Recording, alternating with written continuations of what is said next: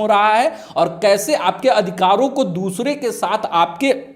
जो शिक्षक भर्ती के पद आपके लिए बने हैं उसको कैसे दूसरों के साथ बांटा जा रहा है। तो सबसे पहले यहाँ पे मैं आप लोग को यहाँ पे दिखा दूँ, भारत का राजपत्र आपको सामने यहाँ पे दिख रहा होगा। यहाँ पे इसी के माध्यम से जो है दोस्तों बीएड को प्राथमिक में शामिल किया गया था। यहाँ पे यह वाली लाइन मैं आप लोग को पढ़ के सुना देता हूँ, फिर आप लोग को इसके बारे में पूरी बात आप लोग को समझाऊंगा। यहाँ पे देख सकते हैं लिखा हुआ कि जबकि आरटीआई अधिनियम की धारा 23 की उपधारा 2 में यह प्रावधान है कि जिस मामले में किसी राज्य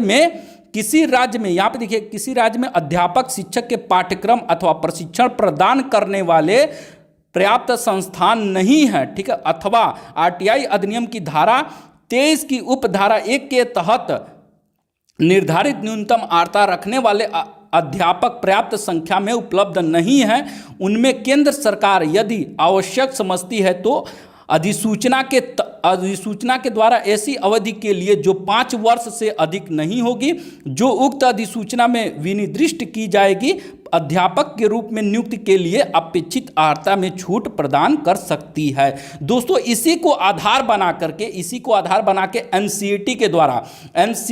के द्वारा 2018 जून 2018 में बीएड को प्राथमिक में शामिल किया गया था सभी राज्यों को, ठीक है। तो सभी राज्यों को यह कहा गया था कि जहां भी जिस भी राज्य में अगर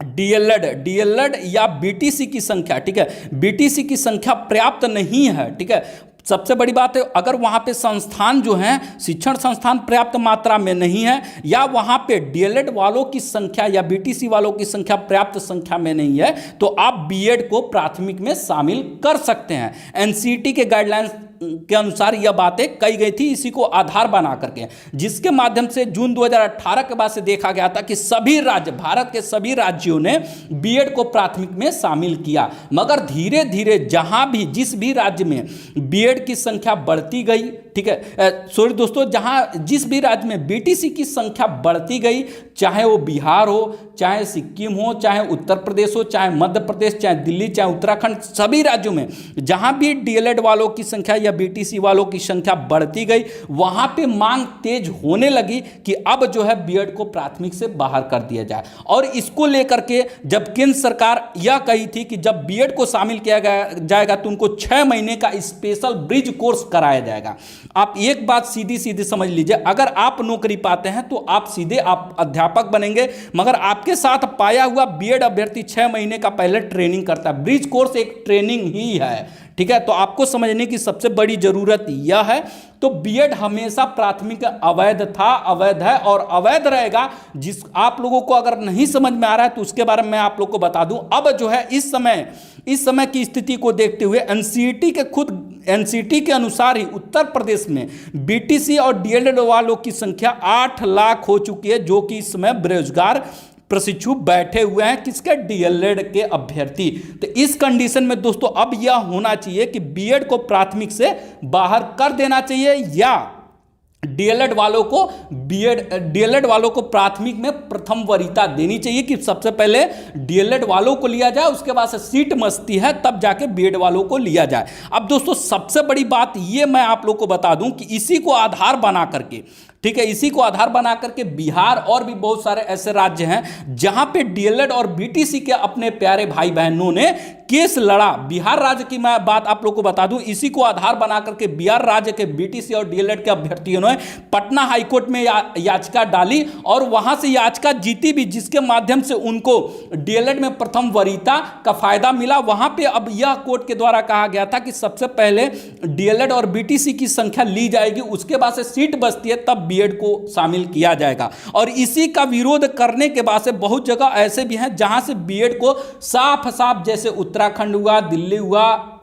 आपका राजस्थान में आपने देखा ही अभी भी मामला चल ही रहा है, और भी बहुत सारे राज्य हैं जैसे केरल, बहुत सारे ऐसे राज्य हैं जहां पे डीएलएड ही है, सिर्फ प्राथमिक में बीएड को अब बाहर कर दिया गया। मगर इस समय की स्थिति को देखें अगर उत्तर प्रदेश में दोस्तों, तो अभी भी 8 लाख डीएलएड प्रशिक्षु हो चुके हैं, मगर अभी तक किसी के कान खड़े नहीं हो रहे हैं कि आपके साथ अन्याय हो रहा है। तो इसी को देखते हुए दोस्तों मेरे कुछ साथी हैं, आप ही लोग के बैच के कुछ साथी हैं, डीएलएड के ही कुछ साथी हैं, जिन्होंने इसी को कोर्ट में, इलाहाबाद हाई कोर्ट में चैलेंज करने का फैसला लिया है। तो तो अब सबसे बड़ी बात आपकी और हमारी है दोस्तों, आप लोगों से मैं यह सुझाव जानना चाहता हूं कि क्या इस पे आप लोगों के द्वारा और मेरे द्वारा इस बात के लिए, इस हाईकोर्ट में इसके लिए याचिका दायर की जानी है, तो इसके लिए हम सभी को सहयोग करना चाहिए कि नहीं करना चाहिए? आप कमेंट करके जरूर बताना। सहयोग सिर्फ इस बात का नहीं है कि कमेंट कर दे, वीडियो को शेयर कर दे। सहयोग करने का मतलब है यह है कि फाइनेंशियल तरीके से, यानी कि उनको कुछ पैसा दे करके, सपोर्ट करके, कि तभी याचिका पढ़ सकती है। कोई एक प्रशिक्षु अपने पैसे से सिर्फ यह केट कोर्स,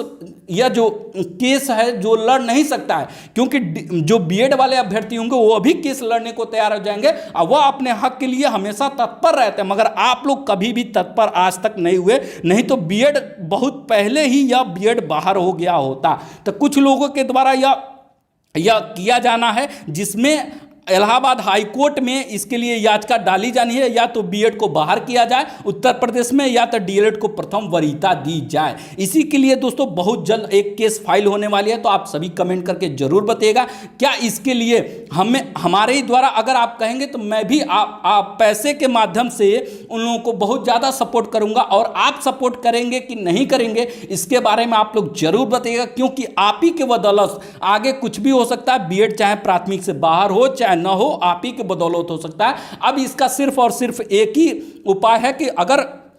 कोर्ट केस किया जाता है, इलाहाबाद हाई कोर्ट में रीट डाली जाती है, तो जैसे आप लोगों ने देखा बिहार में हुआ और भी बाकी राज्यों में हुआ, वैसे हो सकता है हम लोग को भी जीत पक्की है, क्योंकि यहाँ पे साफ साफ लिखा हुआ है और एनसीटी द्वारा यह भी बता दिया गया कि डीएलएड का भर्ती लगभग 8 लाख हो चुके हैं। तो अब आपको तय करना है कि आगे आप लोग को करना क्या है। अगर आप इसके लिए रीट डालने के लिए तैयार हो रहे हैं तो आप नीचे कमेंट करके जरूर बताइएगा, और इस वीडियो के डिस्क्रिप्शन में मैं अपने टेलीग्राम और व्हाट्सएप ग्रुप का लिंक दे दूंगा। अगर आप हमसे जुड़े नहीं होंगे तो आप हमसे भी जुड़ जाइएगा। बाकी इस इंफॉर्मेशन को अपने सभी प्यारे भाई बहन के साथ शेयर जरूर कीजिएगा, जिन लोगों को समझ में आ सके कि जो लोग कहते हैं कि बीएड कभी नहीं बाहर हो सकता है, जिसके लिए वह आवाज नहीं उठाते हैं, उनको इस बारे में बातें, सारी चीजें सही और सटीक तरीके से सारी सूचनाएं समझ में आ सके। इस वीडियो में दोस्तों इतना ही। कमेंट करना ना भूलिएगा। तब तक दोस्तों जय हिंद, वंदे मातरम।